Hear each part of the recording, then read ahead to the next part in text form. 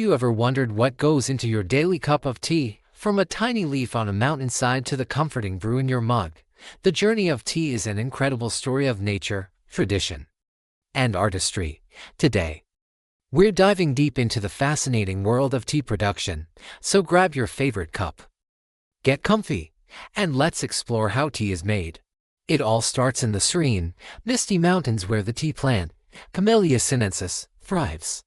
Fun fact, whether you're drinking black, green, oolong, or white tea, it all comes from this one amazing plant. The differences in flavor, color, and aroma all come down to how the leaves are processed after they're picked. The process begins with plucking. This isn't just yanking leaves off a bush, it's a precise art. Expert pluckers, often with generations of knowledge, carefully select the youngest, most tender leaves and buds. This is usually the 2 leaves and a bud standard. The quality of the final tea depends heavily on this initial step. Plucking is often done by hand, especially for high-grade specialty teas, to ensure only the best leaves are chosen. Once the leaves are harvested, the clock starts ticking. Fresh tea leaves are fragile and need to be processed quickly to prevent them from spoiling. The first step for most teas is withering. The leaves are spread out on large racks or mats and left to wilt for several hours. This reduces their water content, making them soft and pliable for the next stage. It's like letting greens wilt a bit before you cook them. This step also begins the process of breaking down the leaf's internal structure, which is crucial for developing flavor. Now, here's where the paths diverge for different types of tea. Let's start with green tea, which is known for its fresh, grassy notes. To make green tea, the goal is to prevent oxidation. Oxidation is the same chemical reaction that turns a cut apple brown. As soon as the leaves are withered, they are heated to stop this process. In China, this is often done by pan-firing the leaves in large woks. You can imagine the amazing toasty aroma. In Japan, the leaves are typically steamed. This heating process, called fixing or kill green, locks in the green color and the fresh, vibrant flavors. After fixing, the leaves are rolled to shape them and release their essential oils, and then they're dried completely to preserve them. Next up, black tea. The most popular type in the Western world, and like green tea, black tea is all about encouraging oxidation. After withering, the leaves are rolled, twisted, or even cut. This bruising action breaks the cell walls within the leaf, allowing enzymes to mix with other compounds and react with oxygen in the air. This is the oxidation step, and it's what transforms the leaves from green to a dark copper red. The leaves are left to oxidize in a cool, humid room for a few hours. The tea master has to watch them closely, because the length of oxidation determines the tea's final flavor profile. Too short, and it's weak. Too long, and it can become bitter. It's a delicate balance. Once the perfect level of oxidation is reached, the leaves are dried with hot air to stop the process and reduce the moisture content to just a few percent. This drying stage also contributes to the tea's malty, rich flavors. What about oolong tea? Oolong sits beautifully between green and black tea. It's partially oxidized. The process is one of the most complex and requires incredible skill.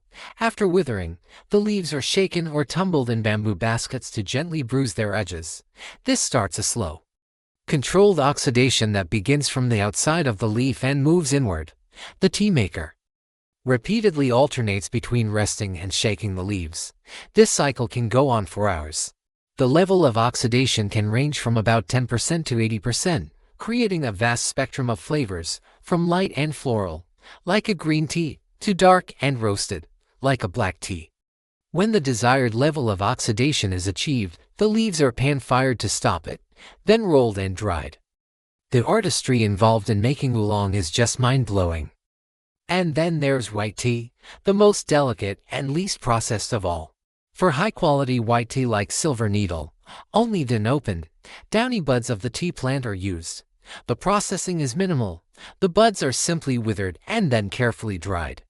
Often in natural sunlight or at very low temperatures, there's no rolling and no intentional oxidation. This gentle handling preserves the fine, silver-white hairs on the buds, and results in a tea with a subtle, sweet, and nuanced flavor. It's tea in its most natural state. So, we have these four main types. Green tea is unoxidized, black tea is fully oxidized, oolong is partially oxidized, and white tea is basically unprocessed. But the journey isn't over yet. After the main processing steps, the tea needs to be sorted and graded. The leaves are passed through screens of different sizes to separate them into various grades. You might see terms like orange pekoe on a box of black tea. This refers to the size and wholeness of the leaf, not a flavor. Whole leaves are generally considered higher quality than the smaller broken pieces or dust often found in tea bags. This sorting ensures consistency in every batch. Finally, the finished tea is ready for tasting. A professional tea taster, much like a wine sommelier, will evaluate the tea's appearance, aroma, and taste. They slurp the tea loudly to spray it across their entire palate, assessing its body, astringency, sweetness, and finish. This final quality check is crucial before the tea is packaged and sent out to tea lovers all over the world. From the careful plucking of a single bud to the complex dance of oxidation, every step is a blend of science and art, passed down through generations. The next time you brew a cup of tea, take a moment to appreciate the incredible journey it has taken. Think of the hands that picked the leaves, the skill that transformed them, and the rich history steeped in your cup. It makes every sip that much more special. I hope you enjoyed this journey into the world of tea making. It's a huge topic, and we've only just scratched the surface. There are so many variations and regional specialties to explore. What's your favorite type of tea? Let me know in the comments below.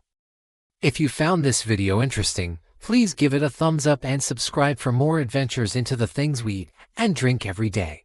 Thanks for watching, and see you in the next one.